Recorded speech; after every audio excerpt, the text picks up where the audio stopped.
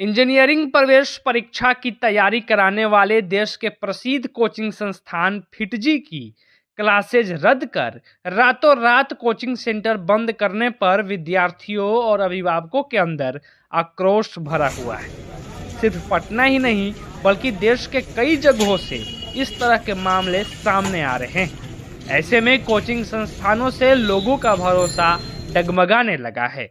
इससे सिर्फ अभिभावकों में नहीं बल्कि पटना के आम लोगों में भी काफी आक्रोश देखने को मिल रहा है।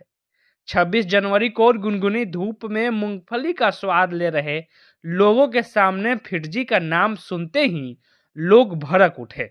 लोगों ने कहा फिटजी ने बच्चों के साथ दगाबाजी किया है। अब कोचिंग संस्थानों से भरोसा ही उठ गया। अब कौन भाग जाए किसको पता है। हम पटने का ही रहने वाले हैं तो फिटजी का तो हम बहुत नाम सुने थे, लगता नहीं था कि वो कभी भाग जाएगा। और उसमें सब बहुत महंगा इंस्टीट्यूट भी था, भीड़ भाड़ भी उसमें बहुत लड़कन जाता था पढ़ने। वो काहे भाग गया हम तो खुद हैरान हैं कि मैंने क्यों चला गया। ऐसा कभी लगता ही नहीं कि जो इतना नंबर 1 कोचिंग चलाने वाला संस्था भाग जाएगा, ऐसा कभी नहीं लगता। बच्चों और अभिभावक के साथ हम तो उस इंस्टीट्यूट में पढ़ने वाला लड़का भी इंस्टीट्यूट से मैं खुश था कि चलो अच्छा पढ़ाई हो रहा है, तभी न जा रहा है। गार्जियन इतना पैसा खर्चा कर रहा है, क्यों कर रहा है कि लड़का हमारा पढ़ जाए, कि इंस्टीट्यूट बढ़िया है, लोकेशन बढ़िया है, सब अच्छा था। लेकिन ये अचानक बीच में भाग जाना तो आश्चर्य तो लगता ही है कि ऐसा काहे हो गया। बच्चों और अभिभावकों हाँ अभिभावक के साथ और बच्चा के साथ दोनों के साथ गलत हुआ। अरे बच्चा कभी तो बहुत उम्मीद लगा के ना वहाँ गया था पढ़ने के लिए कि हम बच्चा भी तो उम्मीद लगा के गया था कि हम इस इंस्टीट्यूट में पढ़ेंगे तो हमारा भविष्य बनेगा। तो बच्चा भी तो बहुत उम्मीदें लगा के गया था। क्या लगता है जो आजकल के कोचिंग का जो बाजार है? देखिए कोचिंग का तो बाजार सही में इंजीनियरिंग लाइन में बहुत आ गया। अब तो फिटजी का ऐसे हो जाने के बाद अब विश्वास धीरे धीरे कमेगा ही। विश्वास पर तो असर पड़ेगा ही, ऐसा बात नहीं है। फिटजी जैसा कोचिंग संस्थान अगर भागने लगेगा तो किस पर विश्वास करेगा आदमी, किस पर विश्वास करेगा। तो जब फिटजी जैसा कोचिंग संस्थान जब ऐसा कर देगा बच्चा के भविष्य के साथ, तो फिर अब कोई कोचिंग संस्थान पर विश्वास नहीं करेगा। आपको क्या कहना है, क्या लगता है? भागना तो नहीं चाहिए था, लेकिन उसके चलते सब कोचिंग वाला पर प्रभाव पड़ेगा, गार्जियन पर भी प्रभाव पड़ेगा। सोच समझ के ही कोई अपना बच्चे को एडमिशन कराएंगे। अभी आकाश है और सब सारा कोचिंग है, यही कहना है। सोच समझ बड़ा कोचिंग था। हाँ नाम तो बहुत बढ़िया था, बहुत दिनों से भी था, कम से कम हमको लगता है कि 8-10 साल से था। लेकिन अचानक भागने का कारण विश्वास था, लोगों का विश्वास था, उसमें उम्मीद लगा के, यही बात है। अब तो कैसे अब नहीं किया जा सकता है। लोगों के साथ यानी दगाबाजी कहिए या गद्दारी कहिए या जो कहिए, संस्थापक जो भी हैं फिटजी के गलत किए हैं। ऐसा नहीं करना चाहिए। बच्चों का भविष्य लेकर के ही सोचना चाहिए उनको। बस इतना ही कहेंगे और हम यही नहीं कहेंगे। सरकार को इस पर सबसे बड़ी नियंत्रण करना चाहिए कि जहाँ भी बहुत सारे कोचिंग है, बहुत सारे संस्थाएं खुल रहे हैं, उसका रजिस्टर्ड है कि नहीं है, सरकार से उसका कोई GST सब कुछ है कि नहीं। अगर रजिस्टर्ड है, फिटनेस जो भी जो आप बोल रहे हैं, कौन सी कोचिंग बता रहे हैं, फिटजी भाग गई है, तो सरकार के काम ये है उससे पैसा वसूली, आपको पैसा रिटर्न कराने की जिम्मेदारी सरकार को है। सरकार की जिम्मेदारी को पैसा रिटर्न करवाए तो और क्या।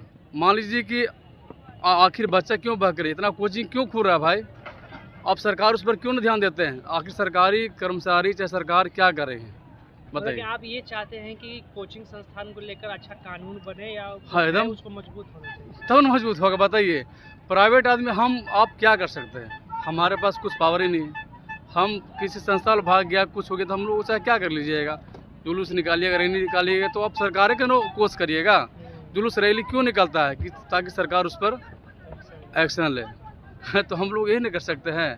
तो किसी में अब अभिभावक का बच्चों का क्या होगा, इसके बारे में क्या लगता है? उसका तो देखिए पैसा बेचारा फंस गया। जो भी अभिभावक बच्चे लोग को, स्टूडेंट को, ये लोग अपना सरकार से गुहार लगाए को फिटजी को सरकार उसको उनके पास तो रजिस्ट्रेशन होगा, रजिस्टर्ड होगा, जीएसटी होगा सरकार के पास, सरकार उनसे पैसा वसूल करके बच्चे लोग को पैसा उनका रिकवरी करवाए। और क्या अभिभावक लोग का सब पैसा रिटर्न होना चाहिए और जो चलाते हैं कोचिंग उस सबको कड़ी से कड़ी सजा होना चाहिए। ऐसे संस्था को सब बंद कर देना चाहिए सरकार को। बीच सेशन में छोड़ के भाई सरकार हाँ, जब गलत बच्चा लोग से खिलवाड़ में ये सब हो रहा ऐसे है। बहुत सारा कोचिंग आओ जो भागेगा।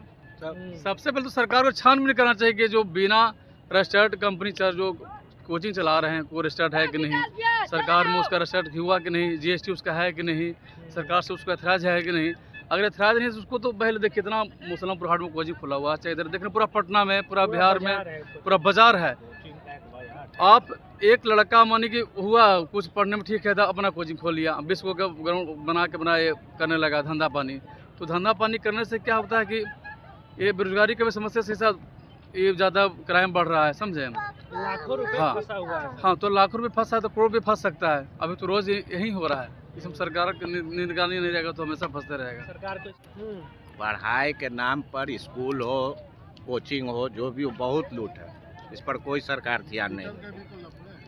हॉस्पिटल हो, सब वही पटना है। को कोचिंग का बाजार कहा है, बहुत पूरा बाजार है। तो बाजार तो इतना है कि मुसल्लेपुर हाट देने जाइए खाली बाजारे मिलेगा। इस सब का बाजार समिति है, कंकड़बाग है, इस सब कोचिंग कोई अथी नहीं, सबका कमीशन पहुँचता अच्छा है। एक बात सोचिए, हाँ, जमीन बेच के दिए माता पिता ने और ये बेच के पैसा दिया, जब मेरा बच्चा पहुंच जाएगा तो भविष्य बन जाएगा उसका।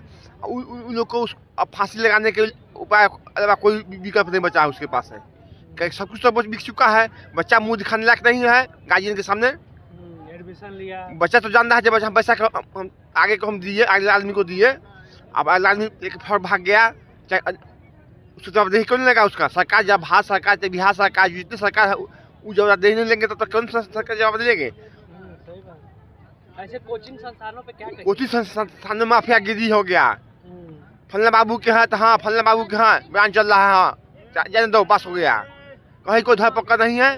हालांकि पहले के अपेक्षा बहुत सुधार हुआ है, इसमें संदेह नहीं है। 90 के दशक के हम लोग पढ़े हुए हैं, 90 के दशक जंगलात से बहुत मुक्ति मिला है, लेकिन धीरे सुधार होना चाहिए। और ऐसे कोचिंग संस्थानों पर कोचिंग संस्थान पर कार्रवाई हो और जितने भी संस्थान की जांच हो, कांच बर्तन और विद्यार्थी के सुनहरा भविष्य के लिए सरकार को जो दिखा जाए। पटना से लोकल 18 के लिए सच्चिदानंद की ये रिपोर्ट।